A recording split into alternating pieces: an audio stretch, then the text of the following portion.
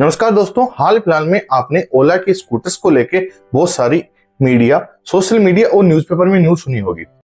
The near $700 million IPO has gotten a good response, with the total issue having been subscribed over 4 times. Ola Electric has rapidly become India's largest electric two-wheeler manufacturer. However, as the company scaled new heights, a growing number of customers have voiced concerns about their after-sales service. My scooter got cut off and it will not start unless somebody comes and opens the battery, like disconnects and connect the battery. Karnataka के कलबुर्गी में एक शख्स ने ओला के showroom में आग लगा दी। बताया जा रहा है कि शख्स ने कुछ दिन पहले एक स्कूटी खरीदी थी। ये सब ऐसी कंपनी के बारे में है जिसके लगभग 30,000 से ज्यादा यूनिट्स इंडिया में हर महीने सेल हो रहे हैं। फिर भी इतनी सारी कंप्लेंट्स, क्या कोई R&D में कमी थी या फिर इसके जो पार्ट्स यूज किए गए हैं इन स्कूटर्स में उनमें कोई कमी है? ये सारी चीजें हम डिटेल में डिस्कस करेंगे, लेकिन हम शुरुआत स्टार्टिंग से करेंगे ताकि हमें एक एक चीज समझ में आए। तो ये वीडियो आपके लिए बहुत ही इंपॉर्टेंट होने वाली है, तो वीडियो को एंड तक देखें और वीडियो अपने दोस्तों बीच भी शेयर करें ताकि जो स्कैम चल रहा है ओला की तरफ से उसमें वो ना फंसे। ओला ने अपना पहला स्कूटर दिसंबर 2021 में लॉन्च किया था और ये एक स्कूटर बेस्ड था एक डच कंपनी जिसका नाम था इटिगो। और जो ये इटिगो कंपनी थी ये लगभग बंद होने वाली थी, तो ओला ने इसको एक्वायर किया और अपना जो नया स्कूटर S1 या S1 Pro था वो इसी के ऊपर बनाना स्टार्ट किया। को इससे ये फायदा हुआ कि उनका जो R&D में जो खर्चा था वो बच गया, साथ ही जो R&D करने के लिए जो टाइम चाहिए था वो भी बच गया। ओला ने एक स्मार्ट मूव खेला और अपना पैसा और जो R&D में टाइम था वो दोनों बचाया। अब ओला को पता था कि इंडिया में बिजनेस करना है या फिर इंडिया में कंपटीशन में आना है तो उन्हें एक्स्ट्रा कुछ करना होगा अपने स्कूटर्स में। तो उन्होंने जो कंपटीशन में और स्कूटर्स आ रहे थे उनके मुकाबले उन्होंने बड़ी बैटरी, साथ में ज्यादा पावर और फ्यूचरिस्टिक फीचर्स दिए अपने ओला के जो स्कूटर्स आ रहे थे या जो लॉन्च होने वाले थे उनमें। और यही सब देख के लोग जो ओला के स्कूटर्स हैं उनकी तरफ अट्रैक्ट हुए। इससे ओला का स्कूटर इतना फेमस हुआ कि पहले ही दिन लगभग 600 करोड़ रुपए की बुकिंग ओला ने कर ली थी। और ये सब पॉसिबल हुआ उनका ऑलरेडी बना बनाया हुआ कस्टमर बेस, और वो था उनकी ओला टैक्सी सर्विसेज।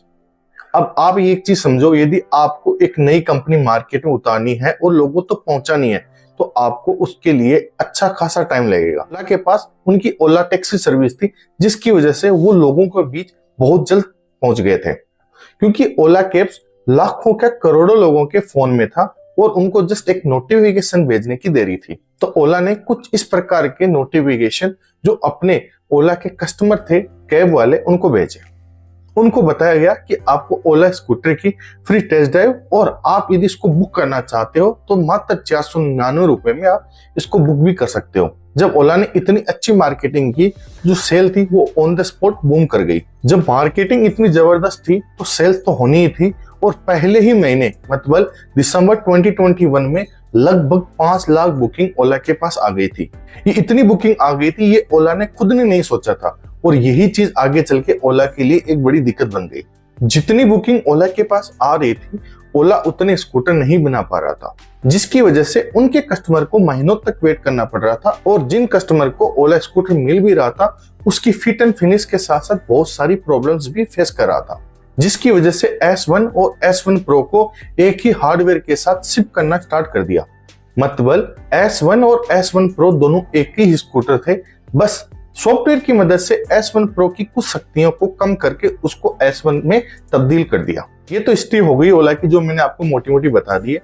अब हम मेजर प्रॉब्लम्स में चलते हैं कि क्या मेजर प्रॉब्लम आ रही है ओला के स्कूटर्स में आज के दिन। साथ ही हम उसके कुछ की पॉइंट्स पे भी बात करेंगे जिनको ओला यदि सुधार लेगी तो उनके स्कूटर में काफी ज्यादा इंप्रूवमेंट देखने को मिल जाएगा। पहली और सबसे बड़ी प्रॉब्लम है वो है टेक। ओला ने अपने स्कूटर्स को फ्यूचरिस्टिक बनाने के चक्कर में अपने जो स्कूटर्स हैं उनमें बहुत सारा टेक बढ़ दिया है, और उसी की वजह से आज ये उनका सबसे बड़ा सरदर्द बन चुका है। कभी डिस्प्ले इनकी ऑन नहीं होती या फिर कभी डिस्प्ले में ग्लिच आ जाता है, कभी कभी इसका जो डिस्प्ले है वो रिवर्स मोड में ऑन हो जाता है, कभी कभी ये आपको दिखाता ही नहीं है। आप इसको यदि ऑन करना चाहो फोन की एप्लीकेशन तब से ऑन नहीं होता, या फिर आप इसको जो इसकी की प्रेस करके भी ऑन करना चाहो तब भी ये ऑन नहीं होता। ये इतना आपको परेशान करता है कि आप यदि ट्रैफिक में हो और ये बंद हो जाता तो फिर ऑन ही नहीं होता, यदि ये लॉक हो गया तो ये अनलॉक ही नहीं होता। तो ये सबसे बड़ी प्रॉब्लम लोगों को फेस हो रही थी। दूसरी सबसे बड़ी प्रॉब्लम है सर्विस सेंटर की। आप इंडिया में जितने भी ज्यादातर बड़े ब्रांड्स हैं, जैसे मैं स्कूटर्स की बात कर लेता हूँ, टीवीएस है, बजाज है, ये क्या करते हैं कि अपने आप को थर्ड पार्टी के साथ टाई अप करते हैं, जो इनकी सेल्स भी करते हैं और साथ में इनकी सर्विस भी करते हैं। बट यहाँ प्रॉब्लम ये है कि जो ओला है वो खुद ही सर्विस प्रोवाइड कर रही है, जो कि कहीं ना कहीं एक गलत स्टेप है या कहीं ना कहीं एक गलत तरीका है कस्टमर के साथ रिलेशन बनाने का, क्योंकि इसके अंदर आपको बहुत ज्यादा मेहनत करनी पड़ती है, साथ ही कस्टमर के लिए आपको बहुत ज्यादा पैसा भी लगाना पड़ता है। तीसरा है सस्पेंशन। आपने 2022 में ये बहुत सुना होगा कि ओला के जो सस्पेंशन है वो टूट रहे हैं। तब ओला ने ये बोला था कि हम इस पे काम करेंगे, बिल्ड क्वालिटी पे काम करेंगे, आपको सिंगल स्पोक से डबल स्पोक सस्पेंशन दे दिए। बट अभी भी सेम प्रॉब्लम है, आज भी बहुत सारे कस्टमर की प्रॉब्लम है कि उनके जो सस्पेंशन है वो टूट रहे हैं। अब ओला को अपनी जो प्रोडक्ट क्वालिटी है उसको इम्प्रूव करना होगा, साथ में अपनी जो क्वालिटी है स्कूटर उसको भी इम्प्रूव करना होगा। ये थे मेरे जो मेजर मेरे को जो लग रही थी ओला के स्कूटर्स में कंप्लेन वाली चीजें, वो मैंने आपको बताई। अब मैं आपको थोड़ा बहुत सॉल्यूशन बता सकता हूँ जो मेरी तरफ से एड ऑन हो सकता है। अब मैं ये नहीं बोल रहा कि मेरे को सब कुछ पता है, बट मेरी तरफ से ये कुछ सॉल्यूशन है, तो हो सकता है ये कहीं ना कहीं ओला को काम कर जाए। पहला सॉल्यूशन है, आपको हर स्कूटर में, चाहिए वो बेस मॉडल हो या फिर टॉप मॉडल हो, आपको फिजिकल की देनी ही चाहिए। आज के दिन यदि आप एक अच्छी खासी कंपनी गाड़ी जैसे BMW की या फिर मर्सिडीज की गाड़ी लेके आते हो, उसके टेक में कोई दिक्कत हो जाए फिर भी वो गाड़ी चल सकती है। बट ओला में दिक्कत ये है कि उनकी गाड़ी में यदि कोई दिक्कत आ गई टेक रिलेटेड, तो उनका स्कूटर है उसको हम अनलॉक भी नहीं कर सकते। मेरे को ये लगता है कि ओला को फिजिकल की अपने बेस मॉडल से ही दे देनी चाहिए। हालांकि हाल फिलहाल में उनके बेस मॉडल में की मिल रही है, बट टॉप मॉडल में भी ये की मिलनी ही चाहिए। दूसरा इंप्रूवमेंट उनको अपने सर्विस सेंटर में करना चाहिए।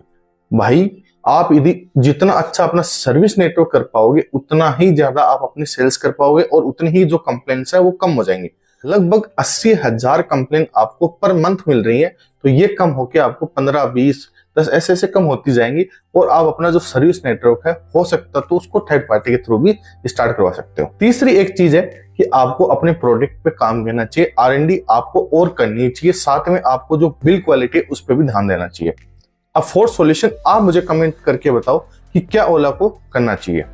तो ये थी आज की वीडियो। यदि वीडियो पसंद आया तो लाइक से सब्सक्राइब करें और ये वीडियो अपने दोस्तों के साथ जरूर शेयर करें, क्योंकि वीडियो बहुत ही इंपॉर्टेंट हो सकती है। तो मिलते हैं आपको एक और वीडियो के साथ, तब तक आप अपना ध्यान रखें। धन्यवाद।